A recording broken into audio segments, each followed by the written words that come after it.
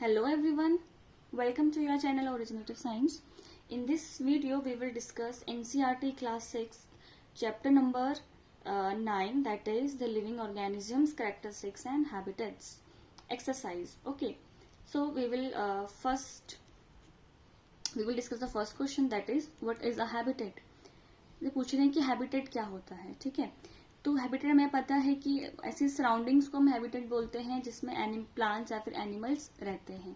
ठीक है, उससे हम उनकी हैबिटेट बोलते हैं. Okay, now question number second is how are cactus adapted to survive in a desert. कि कैक्टस डेजर्ट में सर्वाइव कैसे कर लेते हैं, उनके पास ऐसे क्या फीचर्स होते हैं, क्या अडेप्टेशंस होते हैं जिनकी वजह से वो डेजर्ट में सर्वाइव कर सकते हैं. तो अगर हम अडेप्टेशंस और फीचर्स की बात करें जो कैक्टस में मिलते हैं, सबसे पहले तो हमें पता है कि जो कैक्टस की लीव्स होती हैं that are reduce to spine, वो स्पाइन में चेंज हो गई हैं to reduce the loss of water. ठीक है, through the process of transpiration. Okay, and the second part is the stem of the cactus is covered with thick waxy layer which helps to retain water in the tissues or cacti. Then photosynthesis in cactus is carried out by the stems. And now the photosynthesis in cactus is carried out by the stem because we know that the leaves of the cactus are reduced to spines. So the तो photosynthesis जो है आपके stem carry out करता है, क्योंकि stem जो होती है कैक्टस की वो ग्रीन होती है. Okay, now the next question, moving on to the next question, that is fill in the blanks. The first question is the presence of specific features which enable a plant or an animal to live in a particular habitat is called adaptation. ठीक है, means ये कहना चाह रहे हैं question में कि ऐसे फीचर्स जो किसी प्लांट या फिर एनिमल को किसी एक पर्टिकुलर इन्वायरमेंट में या किसी एक पर्टिकुलर हैबिटेट में सर्वाइव करने में हेल्प करते हैं, उन्हें हम क्या कहते हैं, उन्हें एक्चुअली हम अडेप्टेशंस कहते हैं. Okay, now moving on to the next question. The habitats of plants and animals that live on land. ऐसे हैबिटेट्स जहां पे प्लांट्स और एनिमल लैंड में रहते हैं, लैंड वाले हैबिटेट को हम क्या कहते हैं, टेरेस्ट्रियल हैबिटेट कहते हैं. और जो वाटर वाला हैबिटेट होता है उसे हम एक्वेटिक हैबिटेट बोलते हैं. ठीक है, और अगर हम हैबिटेट की बात करें तो सॉइल, वाटर और एंड एयर जो होते हैं वो एबायोटिक फैक्टर्स होते हैं किसी हैबिटेट के. Okay, the changes in our surrounding that makes us respond to them. ठीक है, दे आर कॉल्ड स्टिमुलाई और stimulus. Okay, next, which of these things in the following list are non living. यहाँ पे इनमें से कौन जो है नॉन लिविंग है मैं बताना. जैसे प्लग की बात करें हम, प्लग जो है नॉन लिविंग है. स्विमिंग मशीन जो है नॉन लिविंग हो गई. रेडियो हो गया, आपका बोट हो गया, ये सारे क्या है, नॉन लिविंग है. Okay, now next question. Give an example of a non living thing which shows any two characteristics of living things.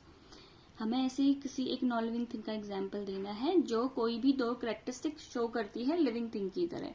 ठीक है, तो पहले अगर बात करें नॉन लिविंग थिंग का, जैसे कि हम व्हीकल की बात करें, सब कार की बात करें, बस, ट्रक की बात करें. ठीक है, ये लिविंग थिंग की तरह बिहेव करते हैं in two ways, like it can move from one place to another place. ठीक है, दूसरा it needs energy to move और वर्क. ठीक है, इसको भी एनर्जी चाहिए होती है. वो एनर्जी किसके फॉर्म में लेता है, हमारी बॉडी को तो एनर्जी एटीपी के फॉर्म में चाहिए होती है. ठीक है, इन्हें पेट्रोल या फिर डीजल जो हम देते हैं उससे ये क्या करते हैं, एनर्जी बनाते हैं मूव करने के लिए. ओके, तो अब हम बात करते हैं नेक्स्ट क्वेश्चन की. Question number 6, that is which of the non living thing listed below were once part of a living things. ठीक है, इनमें से ऐसी कौन सी चीजें हैं जो कभी, इनमें से ऐसी कौन सी नॉन लिविंग थिंग्स हैं जो कभी जो है लिविंग थिंग का पार्ट थी. ठीक है, जैसे कि अगर हम बात करें बटर की, बटर जो पता है हमें मिल्क से मिलता है, और मिल्क में पता है हमें गाय से मिलता है या फिर बफेलो से मिलता है, और जो कि एक लिविंग थिंग है. लेदर ऑब्वियसली जो है एक लिविंग थिंग का पार्ट था. ठीक है, वूल भी एक लिविंग थिंग का पार्ट है. ठीक है, कुकिंग ऑयल प्लांट से मिलता है. ठीक है, एप्पल की बात करें, ये भी एक लिविंग थिंग का पार्ट था. अगर हम रबर की बात करें तो वो भी एक लिविंग थिंग का पार्ट है. ठीक है। अब अगर हम कैरेक्टरिस्टिक्स ऑफ लिविंग थिंग की बात करें, कि क्वेश्चन नंबर 7 में आपसे पूछ रहे हैं कि list the common characteristics of living things, तो हम ये बहुत पहले से ही पढ़ते आ रहे हैं कि living things can grow, living things can respire, living things can reproduce, living things can move from one place to another place, living thing can excrete, living things can show response towards the stimulus और the changes that are taking place in the environment, and living things need food to work or to survive. Okay, now last question of this chapter, that is question number 8, that is explain why speed is important for survival in the grassland for animals that live there. कि जो animals grassland में रहते हैं उनके लिए survive करने के लिए स्पीड क्यों जरूरी है, ठीक है। तो जो एनिमल ग्रास लैंड में रहते हैं उनके लिए स्पीड इसलिए जरूरी है ताकि वो अपने आप को अपने शिकारी से बचा सके, ठीक है, जिसे हम प्रेडेटर बोलते हैं, ठीक है।